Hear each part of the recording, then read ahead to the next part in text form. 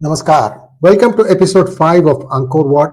Today we're going to be looking at the temple itself, and also we're going to look at some of the inscriptions on the walls. I have a slide deck and a few videos with Mr. Ram of Ram Travels, and this is going to be a very compelling episode. I hope you will watch it till the very end, and I also hope that you will like this video. Here we go. So I'm going to start with a slide deck, a few slides, which will kind of give you an idea of what to expect when you go to Angkor Wat. Here is the layout. As I told you, it is west facing, and as soon as you get into the building, you have the Prahara, where you will see all the different things. Like, for example, at the top left, Battle of Lanka. Then below that, Battle of Kurukshetra. Then Procession of Suryavarman II, Heavens and Halls, Churning of the Sea, Samudra Manthan, Vishnu defeats Asuras, then Krishna defeats Bana, and Battle of Devas and Asuras. I'm not going to be showing you all these things, but I'll give you a few to get you an inkling of what is in store for you. Here we go. The first one is the Samudra Manthan, and what I'm showing you here is the Devas side. On the Devas side, where they are churning the Mandara mountain, this is the Devas side. Then you have both sides here, as well as the Mandara mountain, and below you can see the turtle holding, this is the Kurmavatara, and the turtle is holding the Mandara mountain, and somebody is making sure on top that it stays vertical, so that when you pull and push, it is almost always making sure that this is sort of like getting butter out of buttermilk, churning the buttermilk, right? Something very similar. The beautiful depiction there. And here you are seeing the Asura side. The reason why are we saying this is the Asura side? Because you see the Vasuki snake, and its head is towards the Asuras. Remember, the Asuras chose to be on the head side of the snake because they thought that being on the tail side was inauspicious. So next one. Here you can see a picture of Lord Yama and his Vahan bull, and it's you have to go and look at it in some detail. I suggest you go early in the morning, just after the temple opens, because then the crowd will be less and you can spend a lot of time looking and picking up the detail. Here you have the Maricha Vadha, that is, Maricha is being killed by Rama, and you see the Maricha in the form of a deer. You know what happens after that. Maricha says, "Hey Lakshmana, hey Sita." You know that, and the rest of the story is Ramayana. Here we are seeing a very interesting story that I saw in a couple of temples in Angkor Wat or in the area.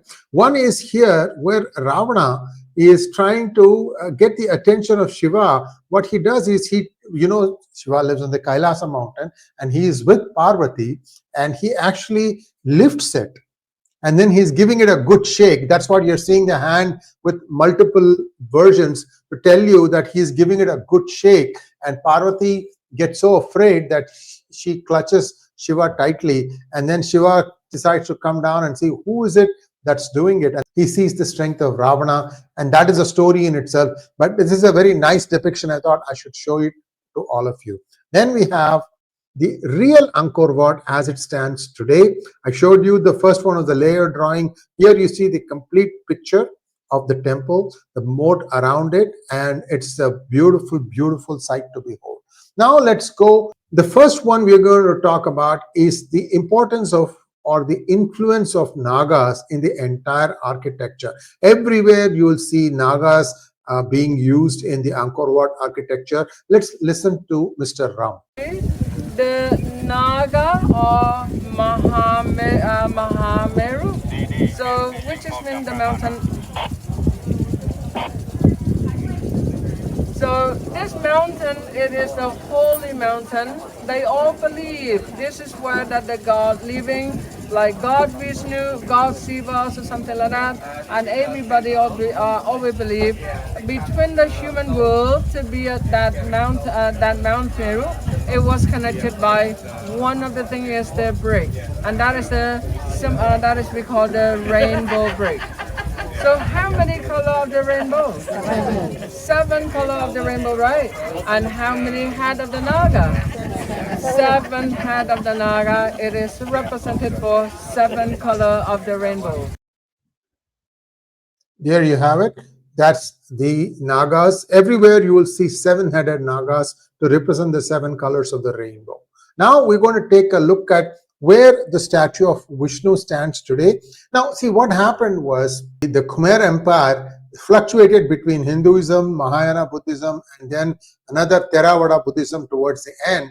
And therefore, whichever king came to power, whatever was his religion, that religion took more prominence. In the case of Angkor Wat, Suryavarman II was the king who built the temple, and he was a Hindu, and it was supposed to have been Vishnu's statue there. Vishnu's statue had 8 hands and Vishnu's head on there, but when his successor came, he was a Buddhist, and it is believed that the statue got displaced from there and was kept outside. And then a Buddha statue with again 8 hands was replaced. I'm going to show you that statue. That is the one that stands today. And unfortunately for the Vishnu statue, it is there, but the head has been cut off. It is believed by the Khmer Rouge rebels. In fact, they did a lot of damage. I'm going to show you the next video of Mr. Ram, where he describes us the kind of damage the Khmer Rouge did in the 4-year period. The main tower, it is exactly the statue of the Mahavishnu. Okay, you gotta go to see he have 8 arms, 4 each at the side of that, and you understand about him. And of course, like beside the statue, I just want to show you one thing.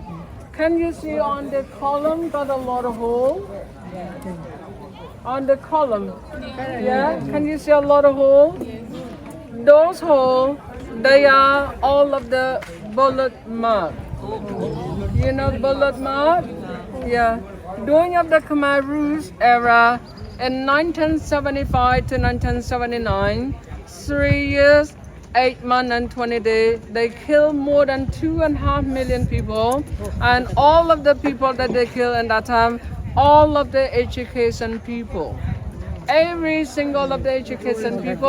So as you can see, all the educated people were wiped out by the Khmer Rouge communists, and that caused, basically what you have left now is a society bereft of its intellectuals. Very, very sad situation. Now I'm going to show you the next one, which is the statue of Buddha that is standing in the Sanctum Sanctorum. See the same 8 hands, and Buddha is basically taken over the place from Vishnu.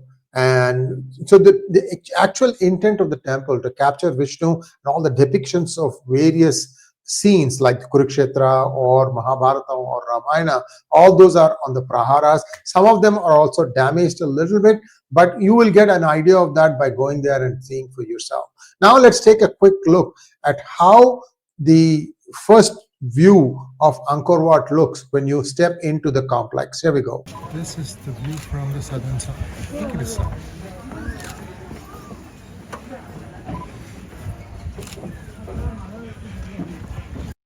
Magnificent, isn't it? And now we're going to take a look at this Apsaras. Now, if you look at the entire complex, it is believed to have 1,700 Apsaras, and they have a variety of hairstyles, a total of 36 of them. However, only 2 of the Apsaras are smiling with open teeth. And I'm going to show you one such Apsara in this next video, again described by Mr. Rama. See all of the windows and all the doorway. You can see all of the Apsara. Can you see that? Yeah, Apsara. So, according to what that we learn about, according to what that I'm learning about, the figures of Apsara that you are seeing now inside the Temple of Angkor, just only the Temple of Angkor itself, we had 1,700 of these figures. And what that remarkable of them, when you be around of the Temple of Angkor, please and double please and triple please looking at or looking for the hairstyle of them. They all had a different hairstyle. So what that I'm learning about, we had 36 different hairstyles in that 1,700 of that figures. And another remarkable of this, just 2 of them, only 2 in that number, they smiling with the teeth. There you go, the Apsara with smiling teeth.